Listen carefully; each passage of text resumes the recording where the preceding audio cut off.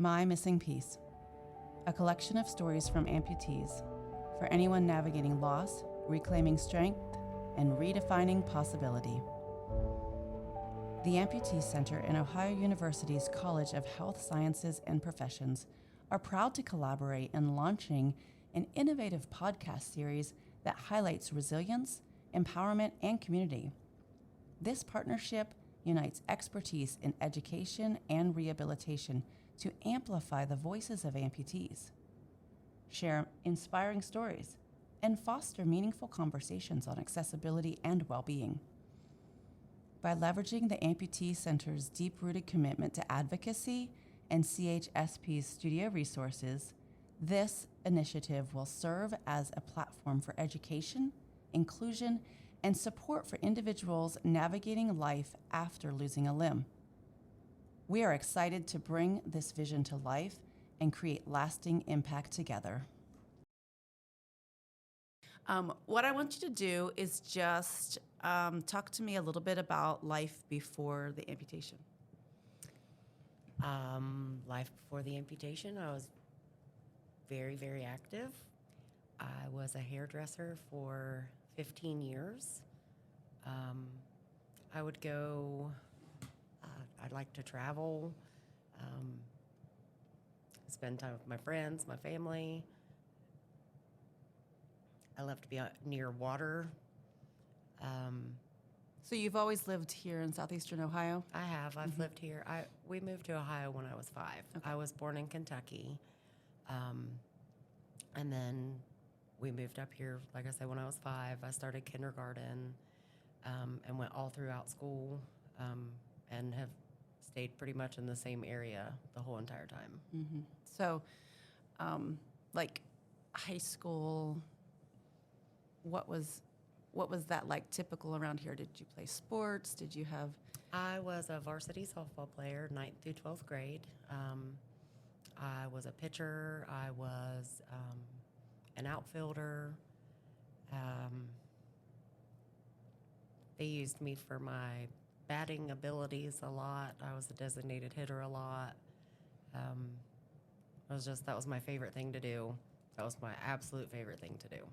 And then I was in our show choir my senior year of high school that I kind of blew everybody's mind because I was kind of the backward one, the one that really didn't put myself out there. I just was a good friend to everybody, and I just did stuff. And when I decided to do that, everybody was kind of shocked. And then whenever I made it, I was very shocked and came home, told my parents, and they were blown away that I put myself out there like that because, to go from quiet little mouse to I put myself out there. I had costumes to wear. I sang. I did my first ever solo. Oh, that's awesome. So I didn't know any of this about you. I love this. yeah. So I had that kind of stuff. And so, career, you said hairdresser. Yep, I was a hairdresser for 15 years. I went to school in Huntington for that after I got out of high school. And so we can't, we're doing this as an audio recording, and each version that is produced and put out into the world, we'll share images, but people might not know you're a double amputee above the knee. Yes. So to go from softball and active and standing, that is one of the biggest things, right? Hairdressers, that's a big part of the job is you're on your feet all the time. So for the most part, that was just your life. That was my life. I worked 12, 14, 16 hours a day.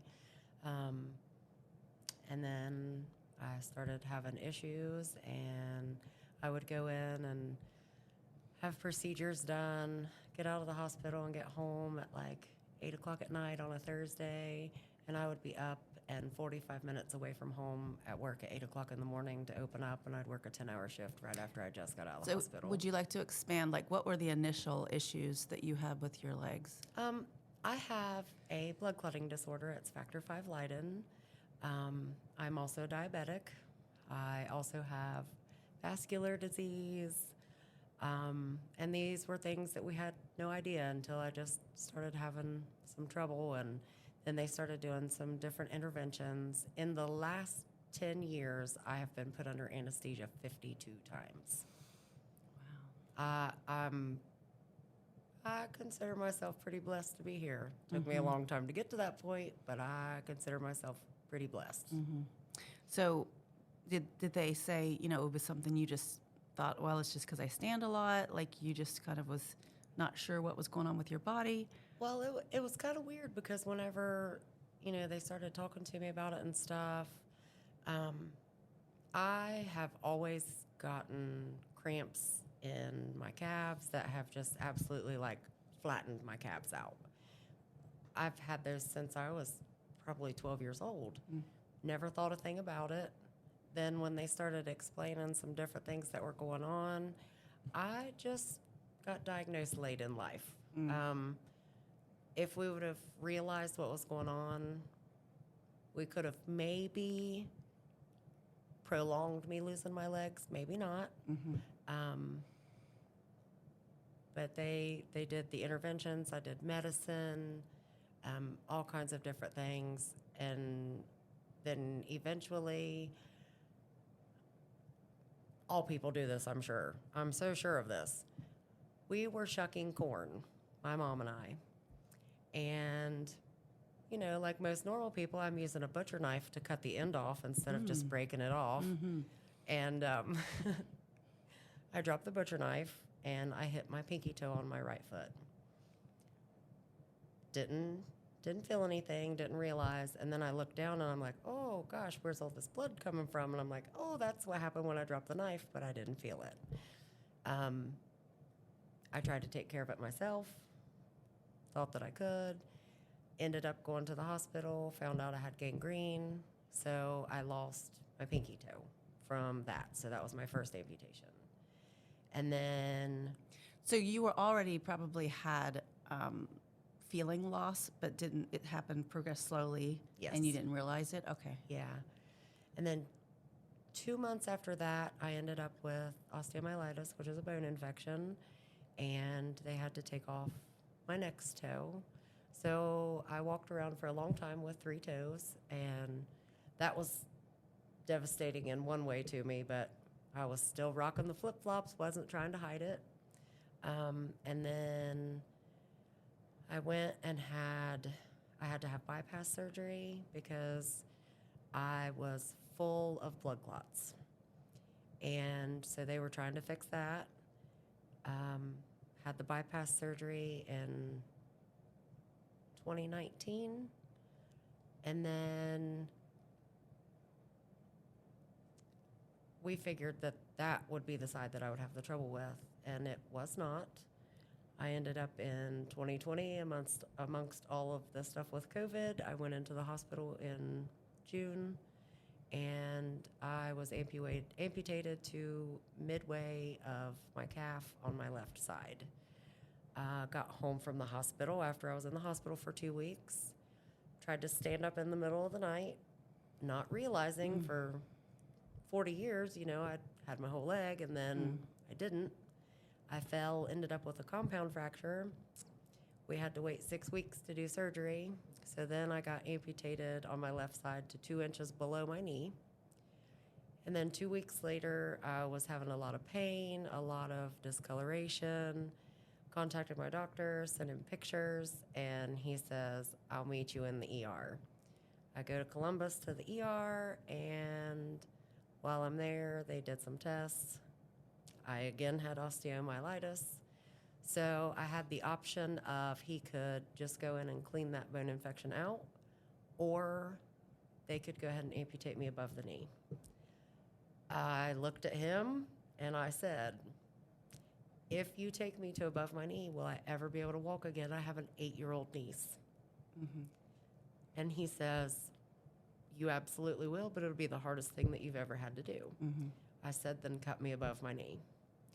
So I did that, got out of the hospital about 2 weeks later, came home, had some rehabilitation, and I was good for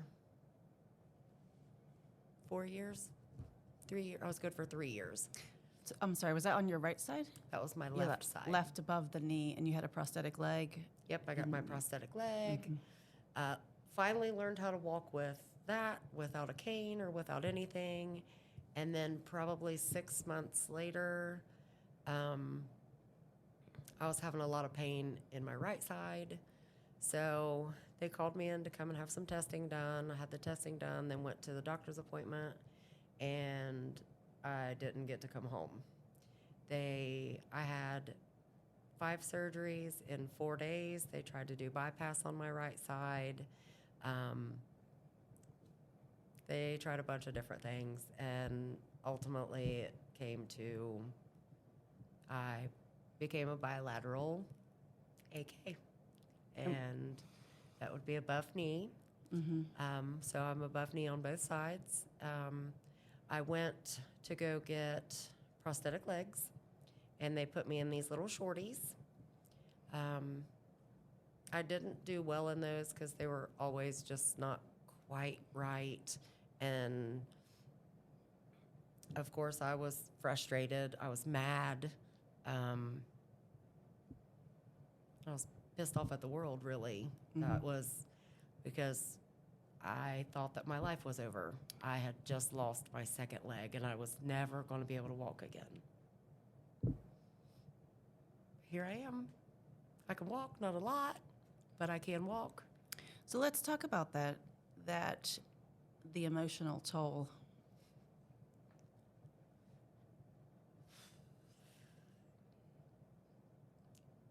It is the absolute hardest thing I've ever gone through in my life. I was not introduced to another amputee for basically 4 years. And then, of course, I got introduced to the amputee center and things like that. And I got to meet other amputees. They made me feel comfortable. They made me feel like a whole person again. And getting to talk to the people that I got to talk to, not just the clients, but the staff, have really made me look at things a whole lot differently. My life is not over. I didn't drive for 10 months, and back in April, I got my driver's license. I got hand controls. I drove to Florida in July. I pretty much go and do whatever I want to do whenever I want to do it. You know, you yourself have seen me wheel up to the back of my car, climb through, pull my chair in, close the back of my hatch, climb through the car, and off I go. I do what I want when I want, because it took a long time for me to realize, but after I got to talk to the people that I did and different things, I learned that, you know, just because I became a bilateral above knee amputee did not mean that my life was over. Truthfully, my life has just started. I have been afforded so many opportunities that I never thought that I would be able to have.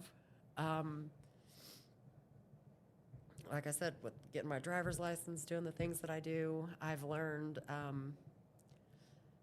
with my physical therapy, I've learned different things to do to help strengthen myself to be able to do things. Of course, with you, with the aerial silks and things like that, you know, that's the first thing that I ever said that I wanted to be able to do. And then I scared myself too much to do it, and it took me a good 6 months to make the decision to do it. But that is one of my all-time favorite things to do. Started out on the floor doing it, and then now I'm up high enough to be able to swing with my arms underneath me, and I can tell other people that, hey, look at the things that I can do that I never thought was ever going to be possible again after I lost my legs. And here I am doing it every day. So from the time you became a bilateral, it was 4 years before you met us. Nope. Right? No. It's been 5 years total with my amputations. I am 18 months out from my second amputation, which total I've had 7 amputations with everything that they've done to me. So it was a year before I got introduced to you guys, and the difference that it has made in my life is just, it's unreal. It's unreal. I was afforded the opportunity to still be here, and I'm going to live that life that I was given. I'm not going to lay down for nobody. If somebody is listening to this story, facing amputation, that doesn't have, the community that we have created at the Amputee Center, what are some things that helped you up until that point? I know, Mom. Yeah, my mom is my number one supporter for everything. I'm not always the easiest person to get along with. And, like I said, I was really bitter for a long time because I felt like it was just me. Some friends you keep, some friends you lose, and some friends you gain. I went through a horrible time mentally. I never wanted to hurt myself, but I just prayed that I would go to sleep at night and not wake up because I felt like I was a burden. My mom has told me a million times, "You're not my burden, you're not my burden, you're still here." It would have killed me if something would have happened. And I tell you now, the pain that I had before my amputations, if I could go back now, I would 100% do it all over again. I would just make sure that I knew what resources were out there for me.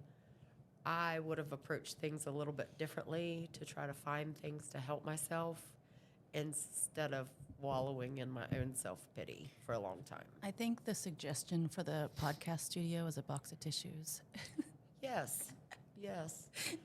I cry when I'm mad. I cry when I'm sad. I cry when I'm happy. Like, I'm just a crier. That's okay. I'm just a crier. It's great. I just I wipe off the tears. It's okay. The idea that what our mission is at the Amputee Center, and like our mission in life as humans, right, is to create a better experience for somebody after you're like, I don't want somebody to go through what I went through. Absolutely. Or if they do, that they do it with a glimmer of hope that I didn't have. And so I think that's now at this point, like a purpose in life and a purpose in finding purpose through your pain, and that is something that has been studied in humans through any challenge. And there's, I always say there's people smarter than me that have done the research, but, that you can be of service to kind of help somebody feel better through their pain and their experience, and be an inspiration. And even if it isn't to make their experience feel less, but it's like, you can get through this. In that, and we don't have to spend a lot of time on that, but I think that I wanted to spotlight the importance of community and family, and especially since this podcast could be heard by anybody, anywhere, that is an essential part of our culture in Southeastern Ohio. We are very rooted in our communities and friendships and large families. And so that is something that I find, most amputees that I have worked with, that's what I hear next. And even when I was at the Amputee Coalition in Atlanta this past year, the support for the caregivers, sitting in on those meetings of support for the caregivers, it's never going to be the same story. You're never going to be able to support somebody exactly, because every experience is so different, but it's that underlying love, passion, drive, not even questioning that you would do something for someone, and looking to those people for support and being willing to ask for help and accept it. Not just asking for it, but also accepting it. Wonder, I don't know who you could possibly be talking about. I'm just really independent, and I want to be able to do stuff for myself. I'm learning to do better. I'm learning to do better. And if someone offers me help, I'm learning that not to get upset about it. They're not just trying to help me just because they feel sorry for me. You know, most people are pretty amazed at some of the things that I'm able to do for myself, and driving being one of the main ones. And Tell me about the time you got pulled over. I got pulled over about 6 weeks or so after I got my driver's license, and first time in my life I ever got out of a ticket. Never happens, but I'd been following a car, and I like to drive with my cruise control. It's just easier. I feel like I have more control because I have so many different things to do with my hands, with the signal lights and then with my hand controls. So it's like, well, we'll do this. Well, I was going 45, 60, 45, 60. And I got to a point in the road that turned into the bypass, and I went around that car wide open and come to the ramp that was coming up onto the road, and wasn't that ever so nice? There's a state highway patrolman. So I get pulled over. He comes up to my car. He says, you know, he knows I have hand controls and things like that, and he was like, could I see your legs? And me being the person that I am, I looked at him and I'm like, do you want to see these that I have up front with me, or are you talking about the ones I have in the back seat? You know, and he's like, oh my goodness, you know, he's like, actually, could I see both? So I'm showing him those, and he's checking out my hand controls, and he says, well, it looks like you've had your driver's license back for about 6 weeks. I'm not going to give you a ticket today, but just slow down and be careful. And I was like, yes, sir, I'm on my way. So I had an appointment to have my prosthetics adjusted. So I had to call and let them know I'm coming. There's nothing wrong. I'm just running late. Like, I got pulled over. And then at our monthly mixer, about a week later, I think that I already had the medal anyways for that. And then I was nominated to keep the medal because I got out of my first speeding ticket. Yeah, you know, that's you know, I think that was one of the first times that we awarded the monthly gold medal to somebody for something illegal. Right. And hilarious. So, yes. I mean, and that is something that I find in our community at the Amputee Center, is that there's just a whole lot of humor, because what else are we going to do? Just. Oh, yeah, the jokes we crack about ourselves to each other or about each other, like, it's all in good fun. Like, and most of the time, none of us would get mad if somebody else made a joke like that. Sometimes it's the rudeness, the way that things come across or whatever. But, like, I'll be the first one to tell you, like, I was 5'9". I'm 4 foot tall now. Like, I used to pick on people that needed someone to reach to get something off of the top shelf, and now I'm like, crap, I used to be the one to get it off the top shelf and have everybody else get the stuff off the bottom shelf for me so my back didn't hurt. Now I'm like, where's that tall person at? I need somebody to help me. So there is, in the amputee community, there's always a conversation coming up with relationships.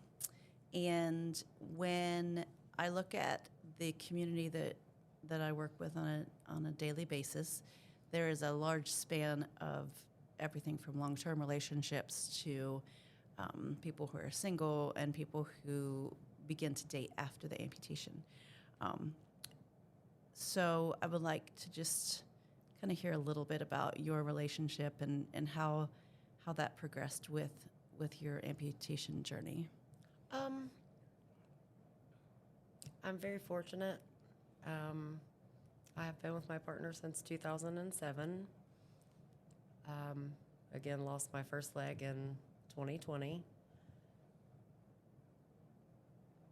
It's almost 2025, and we're still together, going on 17 and a half years. I'd be lying if I said it was easy. I was always, like I said, really active and different things, and now I'm really needy. So, So but- you had to keep redefining your relationship oh yeah, in that way. Of course, every relationship, right? But especially in Absolutely. what at different times after recovery, after surgery. I'm not finding- a good patient. I'm not patient at Mhm. all. I'm a lot. I'm a lot, and I know that I'm a lot. Mhm. But we're still together. We've been through a lot of stuff, and I would see a lot of people, especially becoming bilateral above. I've heard of lots of relationships that haven't lasted through that, just Right. because there's so much more that they're responsible for, or that they have to do, or anything like that. And you know, I've been pretty fortunate with that. That I have definitely been fortunate with. So any advice that you would give to couples that are facing amputation before?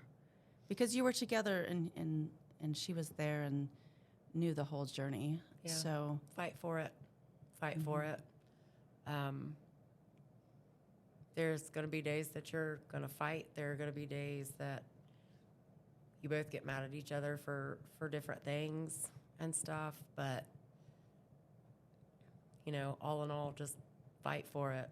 Fight for it. If somebody was there for you before and they truly, genuinely love you, they'll be there after. They'll be there after. But you have to talk.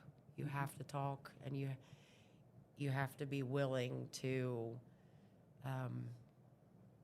give and take. And that's kind of a hard thing, especially at first, whenever things happen, is the whole give and take, because, like, I was more the taker.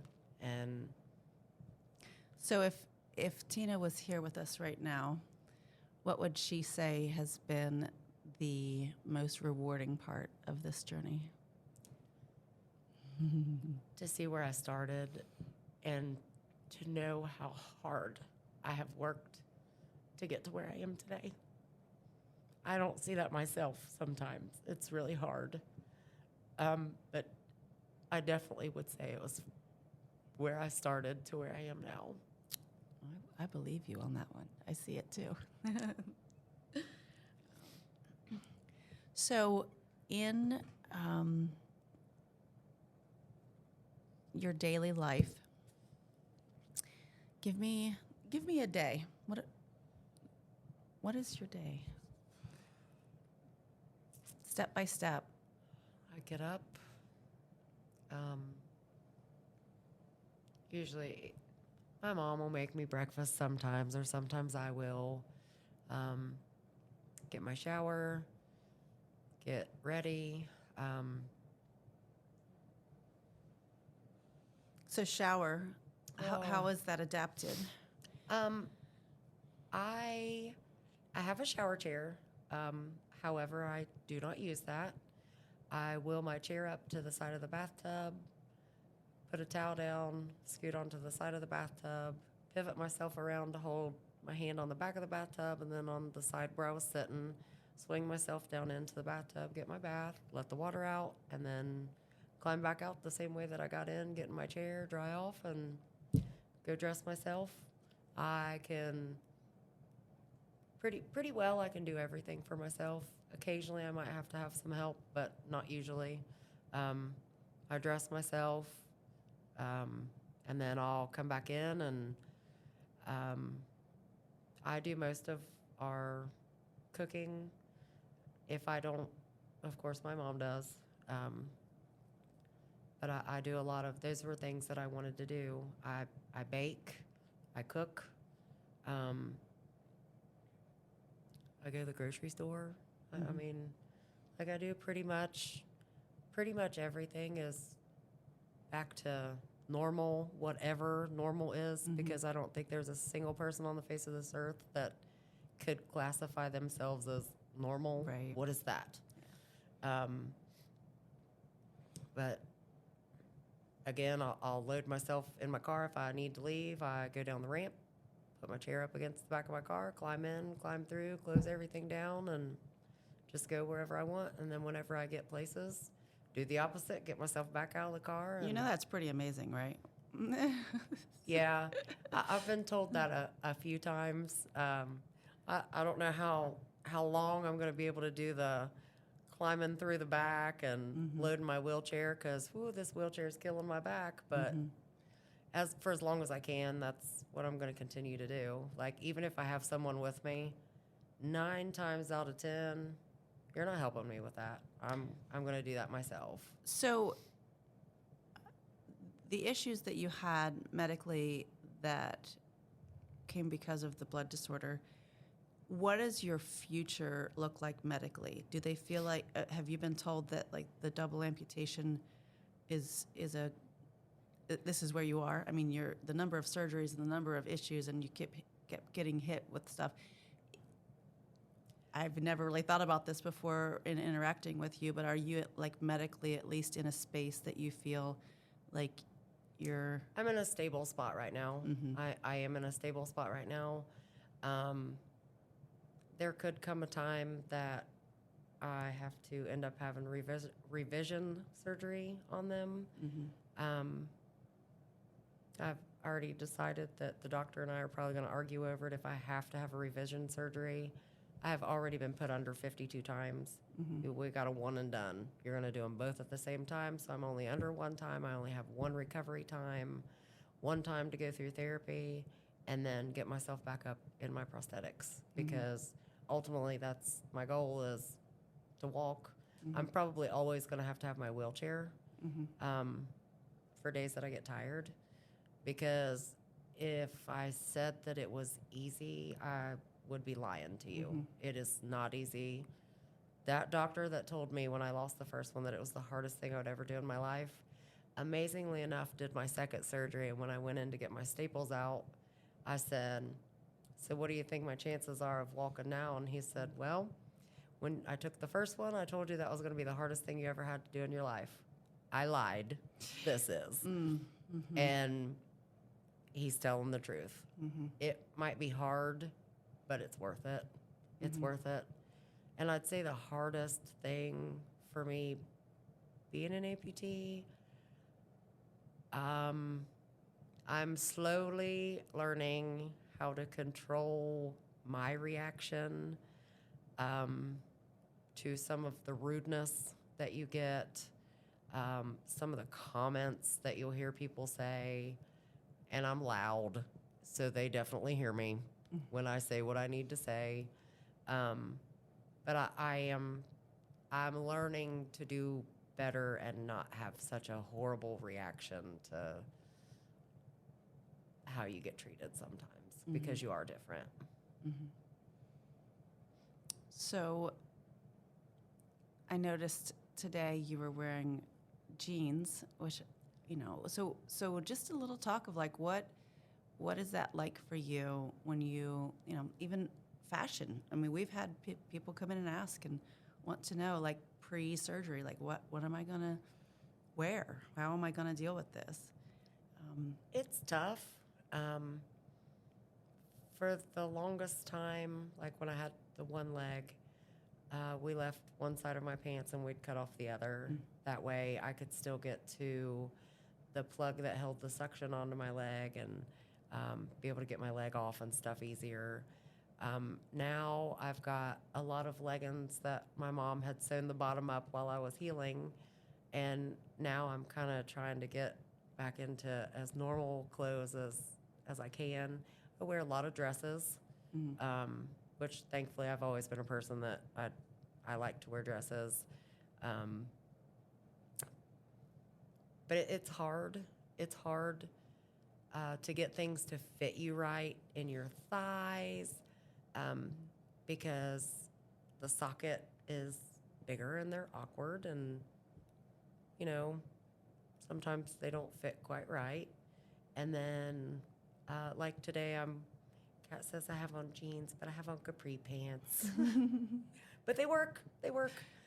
It's probably the first time I've had jeans on in probably since my second amputation, so probably a year and a half. Wow. This is the first time I've had jeans on. I mean, if I put on jeans, people think I'm dressed up. So, I mean, this is a big deal. Yes, it is, You because dress- usually I have on athletic shorts Mm-hmm. and a T-shirt, because normally that's what I'm doing whenever I get a chance, is to be able to strengthen myself and do stuff so I don't have to have so much help. So, so let's talk about your experience at the amputee center.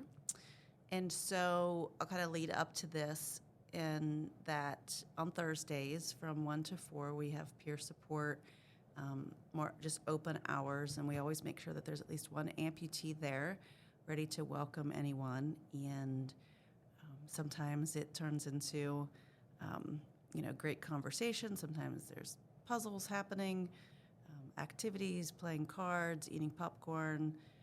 It's usually lighthearted and social, and I like to explain to people that it is a sense of a support group, but the energy's not down. It's not like a feeling or what image we're given as a support group. So it's meant to be that, and then at that time, that's all that time was. So we'll talk about your physical therapy time in a minute, but I want to talk about the first time you came in to the center on a Thursday, because I kind of remember that day.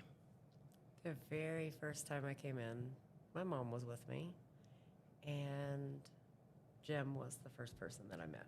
Okay. And Jim was so welcoming, and just anybody that could ever meet Jim would think that Jim was a great big teddy bear.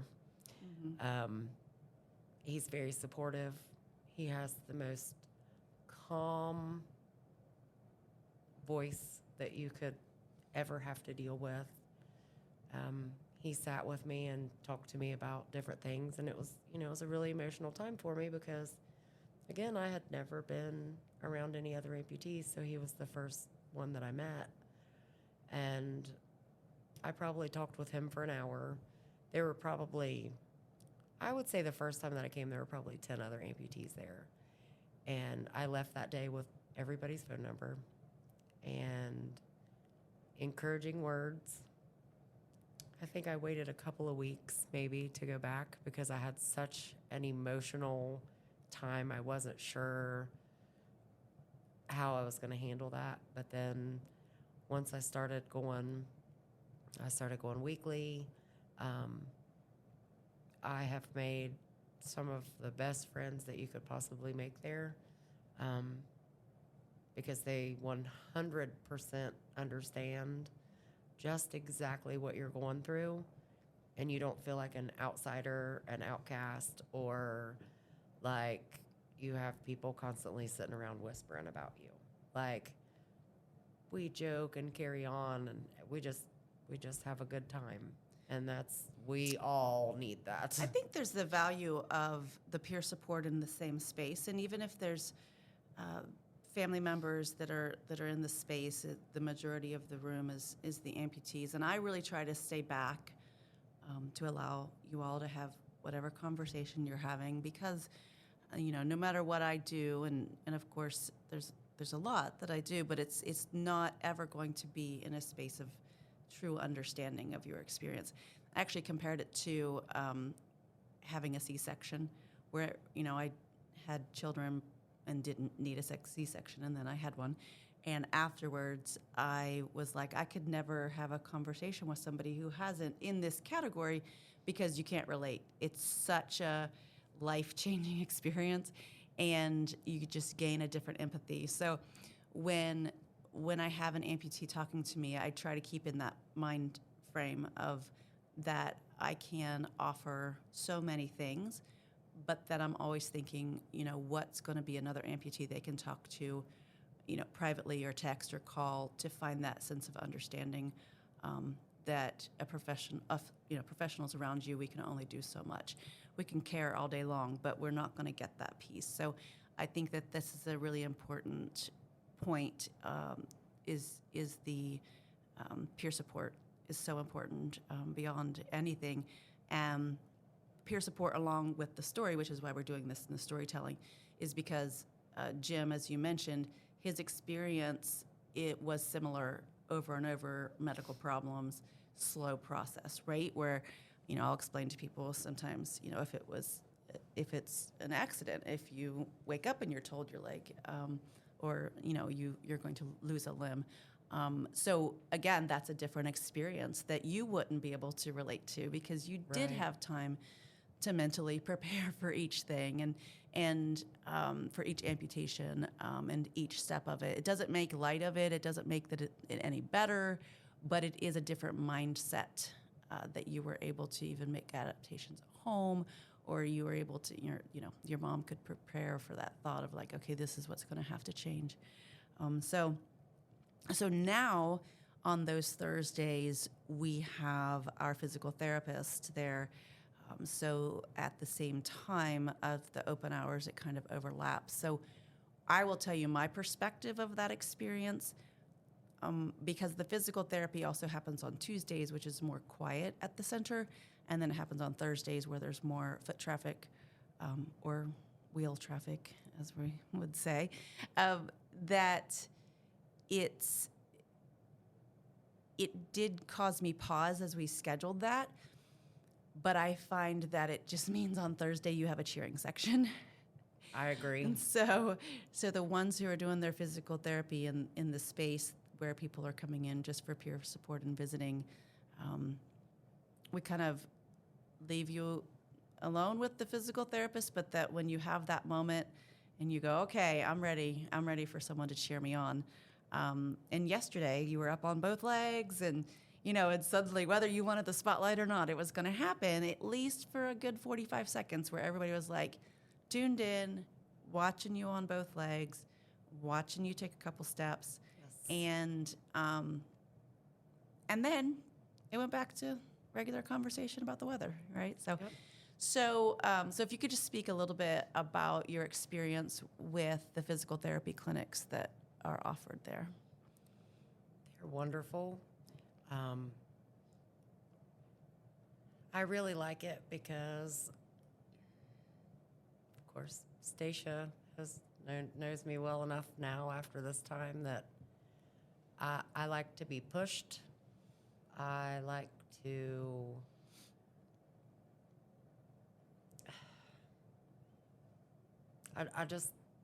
I like for you to be kind of hard on me. I feel like I get that there. I am so much stronger than I was when I started. I've learned a lot of things to help me make things easier for me.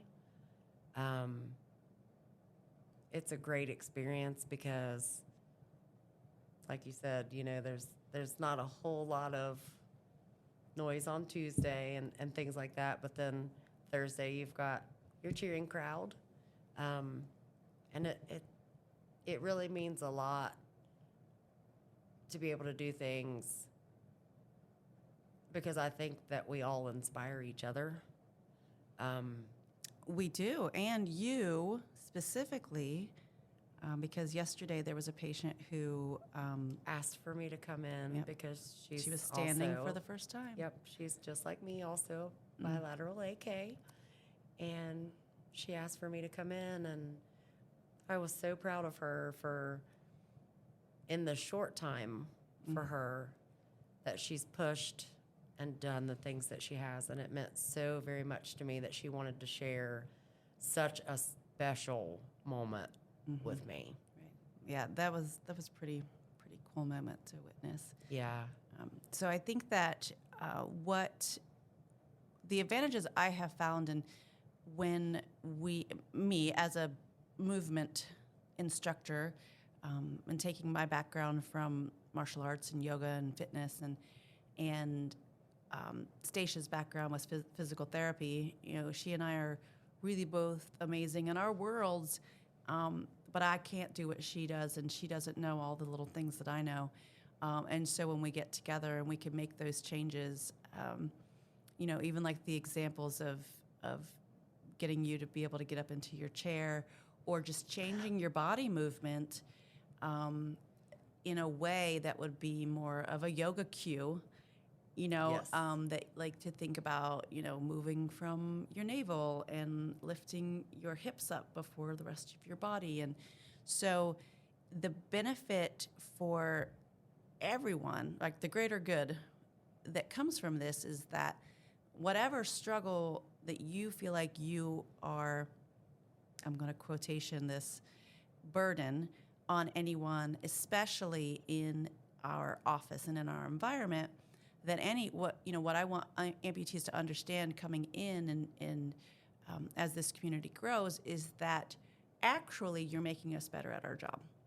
Because if we were just sitting here looking at textbooks and pictures and throwing out ideas, we wouldn't think about it. But in that moment, or we might not, but in that moment when we see a particular, 40-year-old female, blah, blah, blah, all the things that, the checklist, and say, oh, okay, well, if we explain it this way and not that way, then it clicked for her.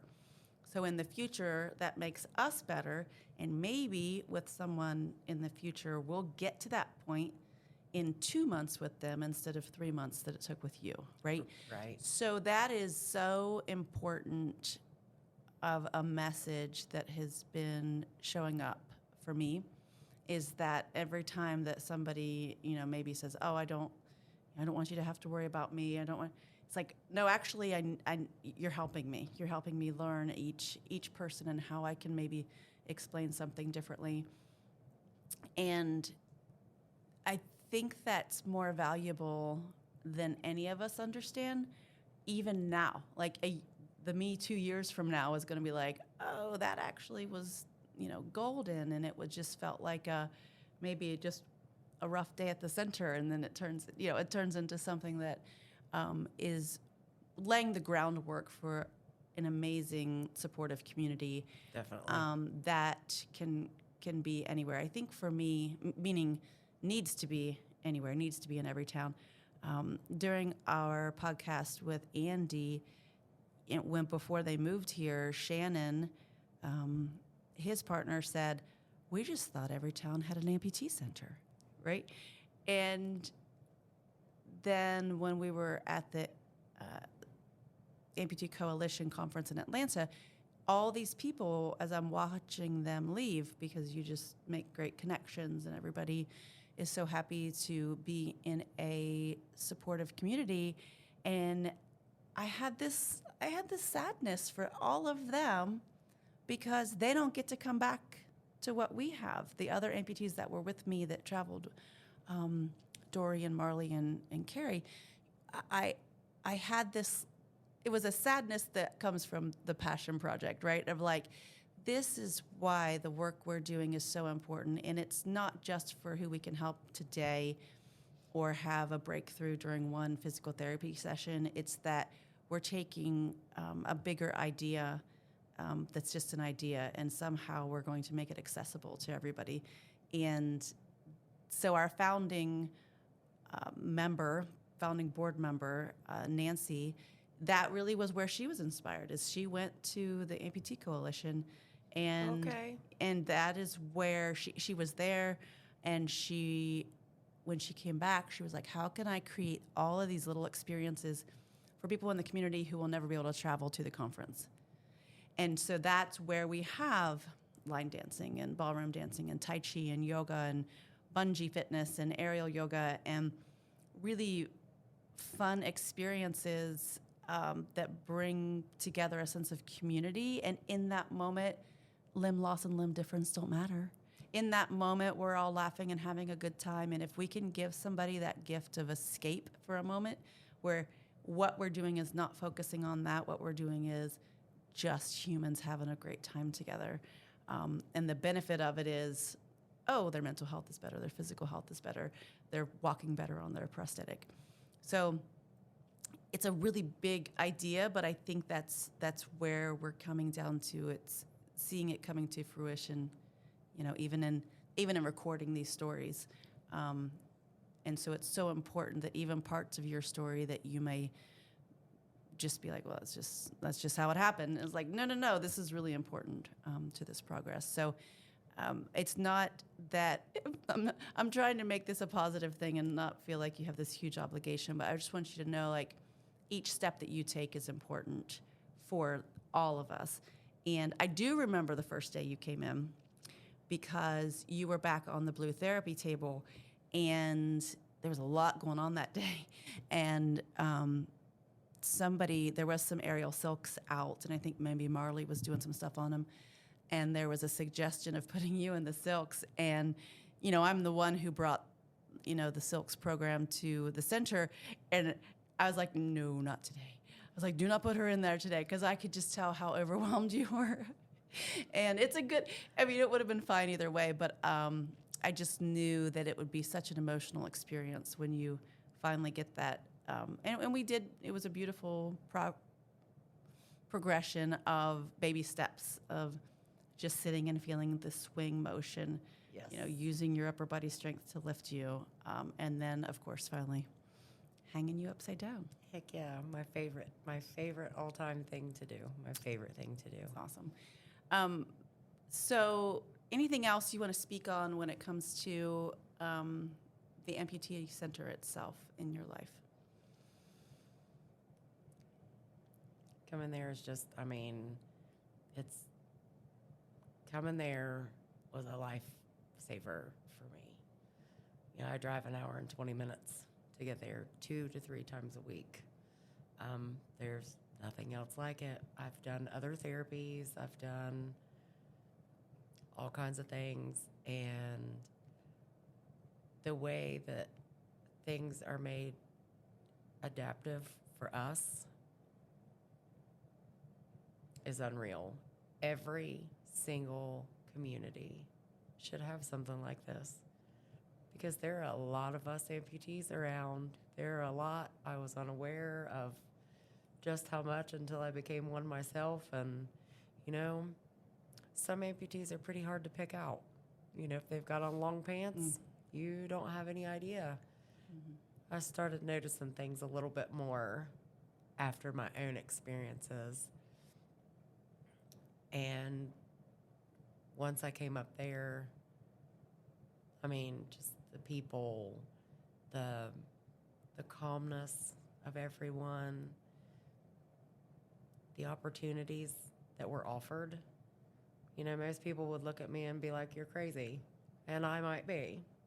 But you're amongst friends. Yes.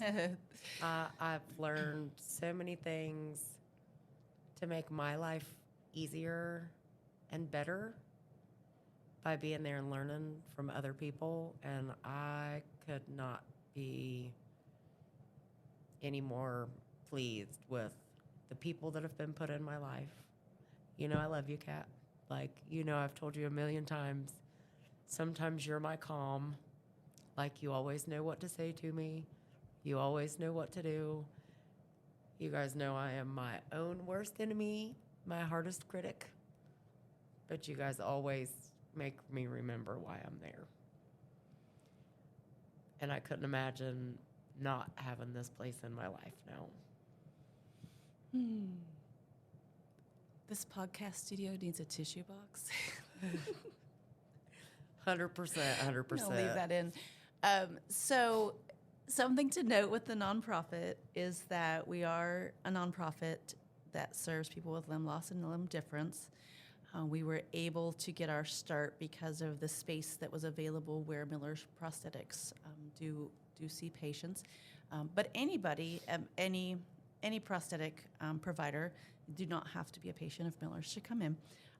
But if you have a little bit more words in you to share, your journey was because, Miller Prosthetics told you that you could be amongst friends with us. So if you just want to talk a little bit about what it's like, has been like in your journey of being a patient with them, and where you were with your prosthetics, and even with just the one leg, and then where you are now in Miller's prosthetics. I struggled with my first socket. Where I was going was just, they were overwhelmed. They didn't have enough help. They didn't have, different things. I would go 6 weeks without my legs. So it was like I was starting all over every single time. Your mass changes. Sometimes your leg is fuller, sometimes it's thinner. I could go and get measured and they would do stuff, but then I wouldn't have my leg back for 6 weeks. So then it wouldn't fit again. Then I'd have to leave it again, and then it would be 6 weeks. Then I lost the second leg, and I went, had my shorties there, still had all kinds of trouble. My suction didn't want to work right. I just had a lot of trouble. And then I was actually at a doctor's appointment for some testing, and the lady that did my testing, her dad actually was one of the patients. And she gave me all the information. I called on a Friday, and I had an appointment on Tuesday. Got in with them. Mark had shoulder surgery right as I was coming. So we were going to have to wait a couple of weeks for stuff. He called me 1 week later and says, "Hey, I know you're ready to do this. Come on in. We're gonna fit you for this stuff." And we did, and I walked out that very day with my legs, and like I've just had an amazing experience there with Mark and with Natalie. Like they've both been great with any little adjustment or anything like that. I've never gone through having to be without my legs for a long amount of time. And everybody at Miller's is so supportive, like from the receptionist to, the other members of the staff. And then like they cheer you on for everything that you do. They're so excited for you when they see that you're advancing. And if you're upset, they're upset with you because they don't want to see you like that. They want to see you succeed.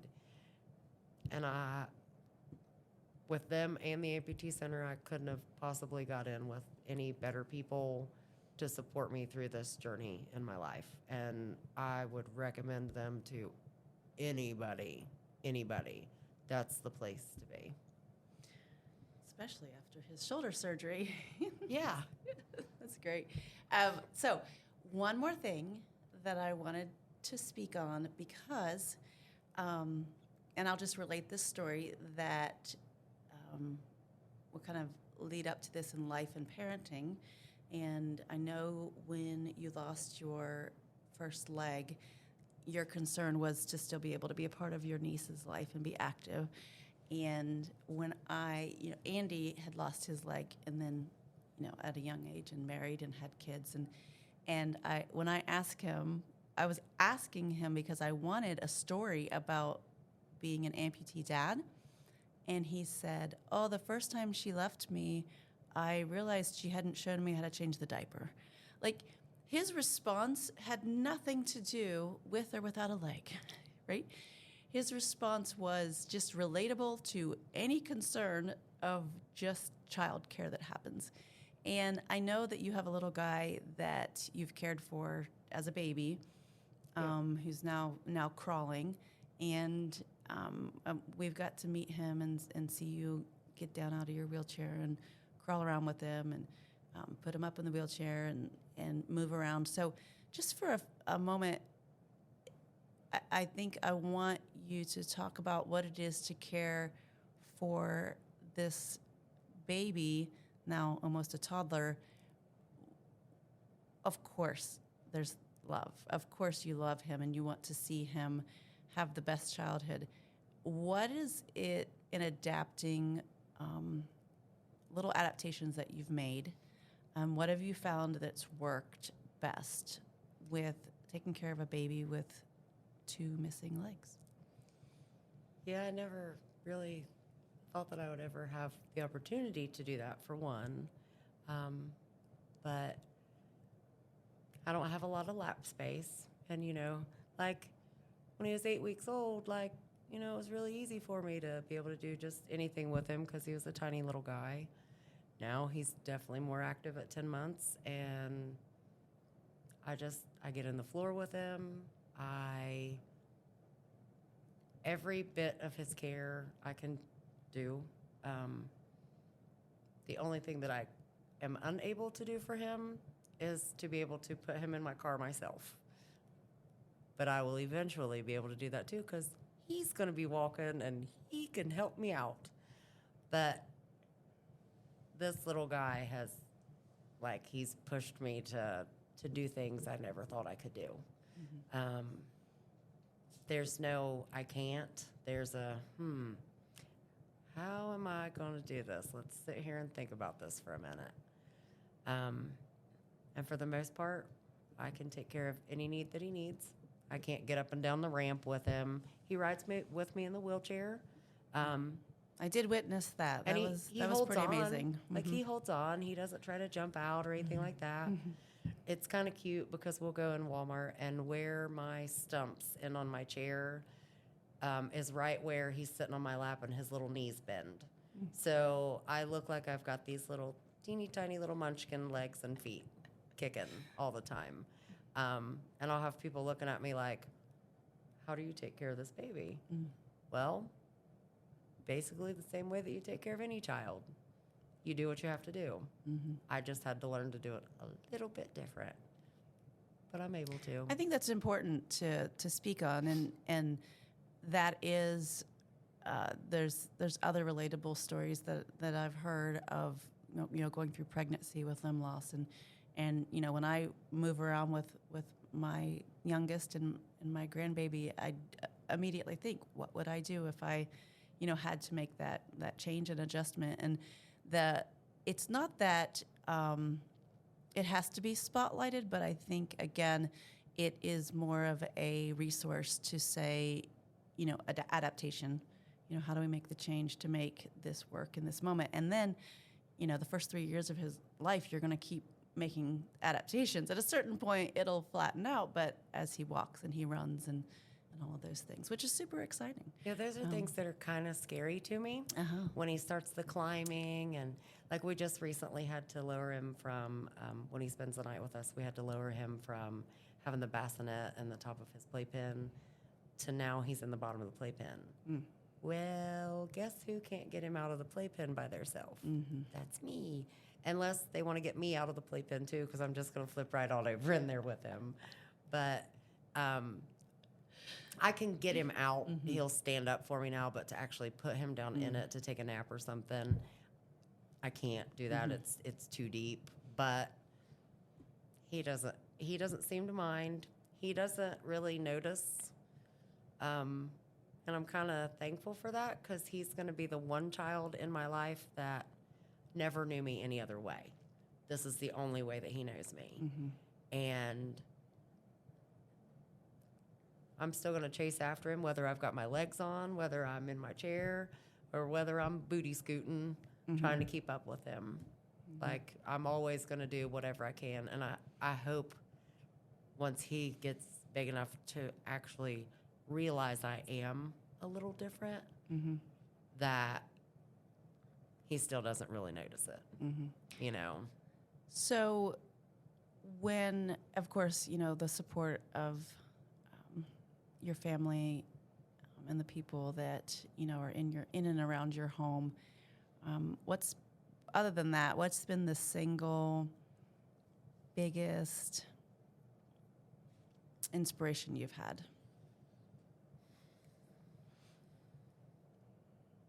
I did not let you prepare for these questions. No, ma'am.